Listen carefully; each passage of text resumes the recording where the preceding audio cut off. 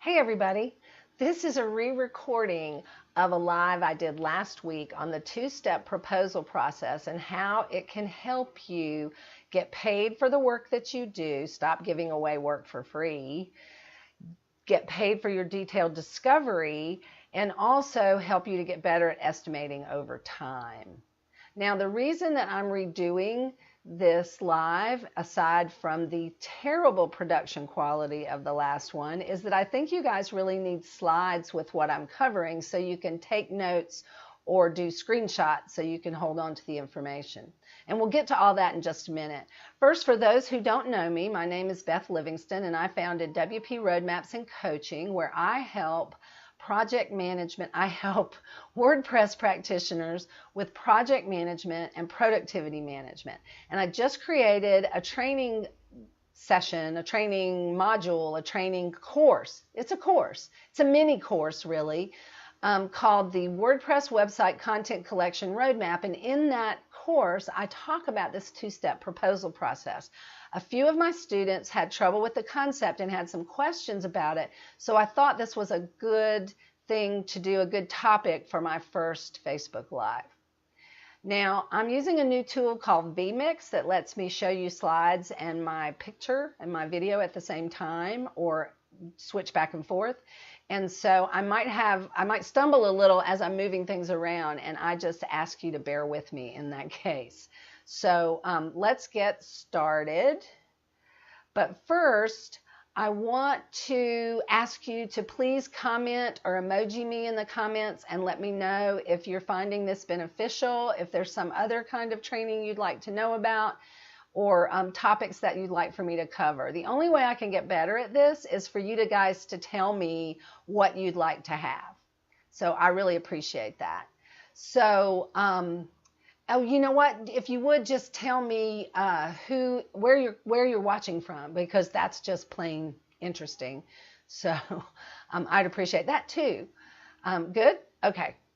So now I wanted to let you know that I'm going to go live every day for the near future.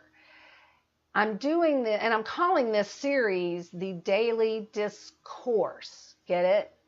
Discourse, because I'm going to teach you stuff. Might be a little hokey, but I like it. So in the Daily Discourse, I'm going to try to teach you something new every day that you can use to help manage your projects better.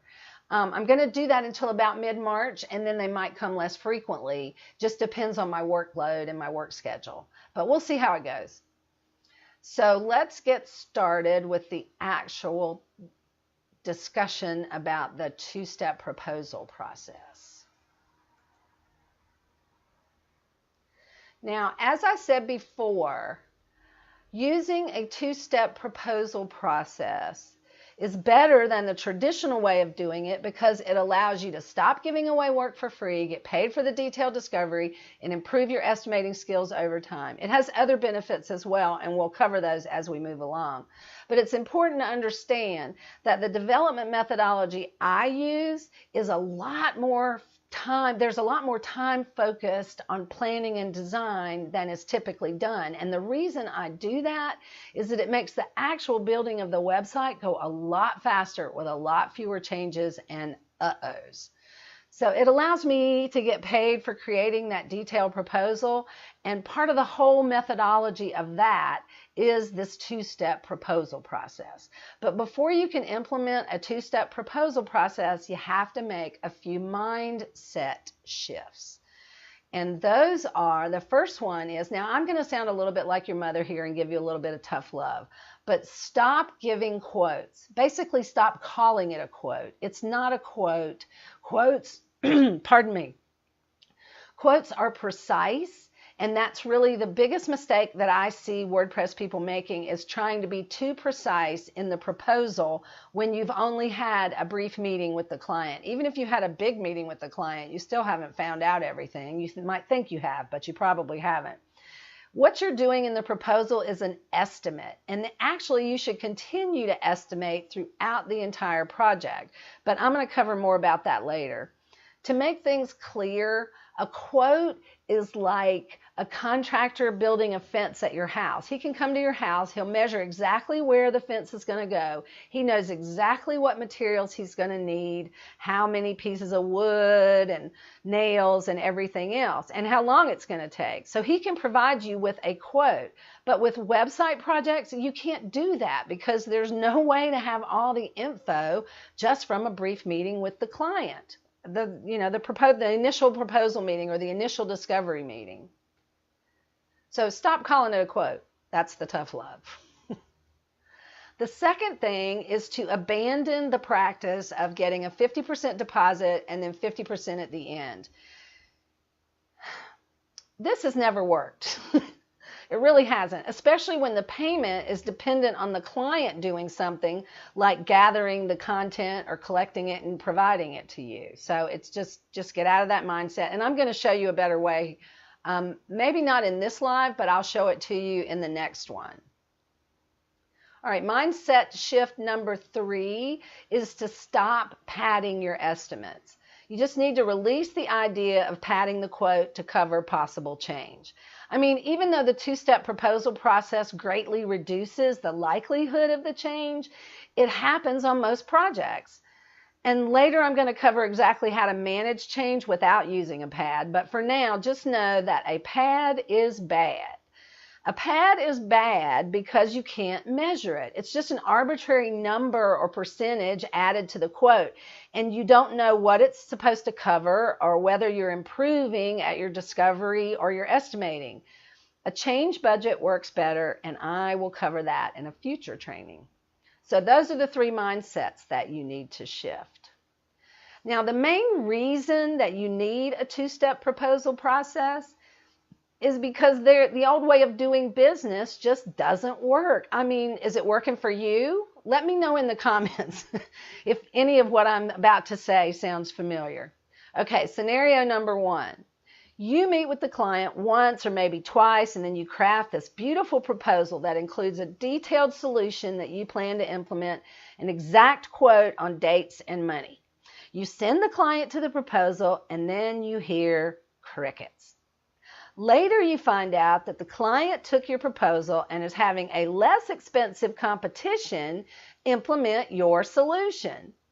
You just did a boatload of work for $0 and gave away your solution. So when I say here your detailed solution is stolen, or is it? It's because nobody stole it. You gave it away. So that's scenario number 1. Let me know if that's happened to any of you. Okay, another scenario that happens quite a bit is the client accepts the proposal. You get a 50% deposit up front, so you get right to work. The content's being created and collected. While the content's being collected and created, the client realizes that he forgot about 5 employee bios that need to be on their own pages on the site. So you and the client then begin negotiating over adding this new requirement. After much haggling, you decide that you will do the extra work for about half of what you would normally charge just so the project can proceed. You explain that you will need the bio content from him by a certain date in order to meet the schedule. The date arrives and the client doesn't deliver the content.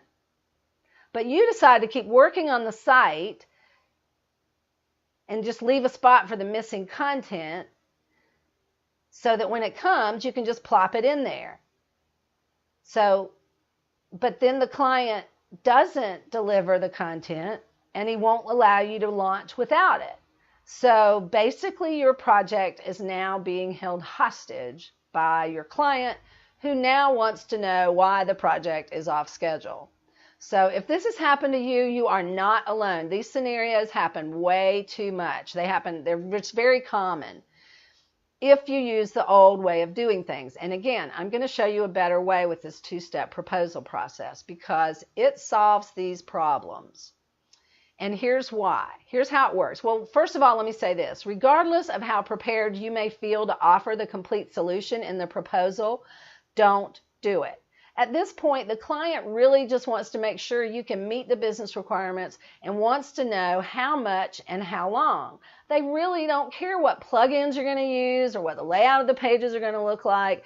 They're just more concerned with what's the bottom line for me here. Okay, so here are the steps I use in the two-step proposal process. It actually has more than 2 steps, but it's 2 steps where the client is concerned.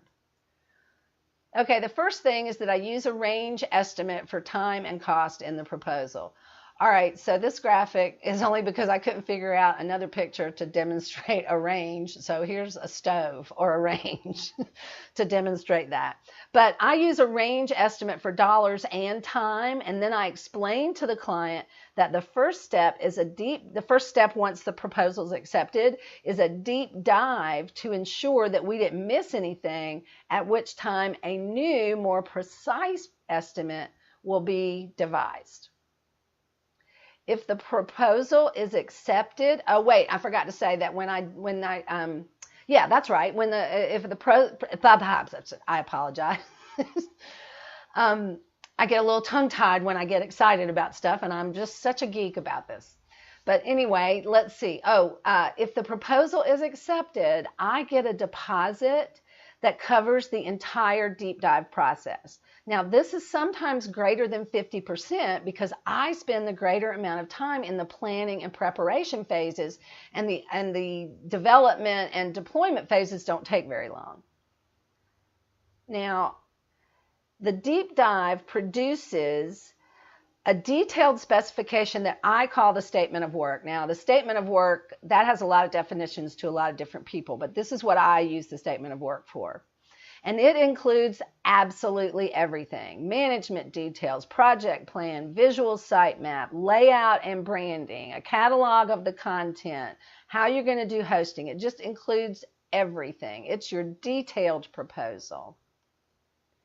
And then if during the deep dive new requirements are discovered, but the new time and cost estimates do not exceed the range that was provided in the proposal, the new requirements are documented and the project continues as agreed. Basically, you have a go, no-go decision at this point. Well, it's not really a decision. It's just, if you were to graph it in Visio, it would be a triangle or a diamond like a decision, but it's not a decision you're making. It's just, how did that estimate come out? Now, if for whatever reason the new time and cost estimate does exceed the range provided in the proposal, I give the client the option to cancel the contract. And that doesn't usually happen because the new estimate includes a description of the things that we uncovered during discovery, and the client was involved in that. So he knows exactly what is causing the higher estimate, and most of the time they don't mind. The key here is detailed communication during the deep dive process. But if the client does decide to cancel the contract, you simply hand over the statement of work because they've paid for it, and then you can move on to a client who is more suitable for the way that you do business. The heart of the matter is really this: there is no way that you're going to know the total breadth and depth of the content and other requirements until you do that deep dive. So you need to structure the proposal process to account for that. Most clients actually appreciate it when you stop acting like you have a crystal ball. In most cases, if you discuss this process in detail with the client, showing them how it'll end up saving them time and money in the long run, which it will, because you'll have fewer changes after the fact, which are always more expensive, they are almost always agreeable. Now, a companion practice to the two-step proposal process is the restructuring of the project payment schedule so that you get paid up front. And I'm going to talk more about this tomorrow and give you more detail on that. But basically, you need to get away from the 50-50 payment schedule, structure it so you get paid up front, and we'll go into more detail about that tomorrow. But first, let's look at the advantages to the two-step proposal process, kind of as a review here. It keeps you from giving away your detailed design or specification for free. It ensures you get the detail before you settle on a price or timeline. You can document newly discovered requirements. There's a mistake on that slide. You get paid for the detailed discovery, and it ends up saving your client money in the long run. Now, if you'd like a little more information on the two-step proposal process, now I have a freebie for you on my website. Just go to wproadmaps.com and click on the content collection free lesson. And not only do I cover the two-step proposal process in there, but I also cover a few other processes that you might want to consider changing, like your change management plan and how you estimate the project. So go over there and get the lesson freebie and take a look at that other free training too. You might find it also helpful, especially that 6 principles one. That's a really good one to get a foundation for all the other stuff that I'm going to be telling you about in these daily lives. So, and be sure to like this page so that you'll be notified when I go live tomorrow. Okay. So, well, I hope that helped you understand the two-step proposal process a little better.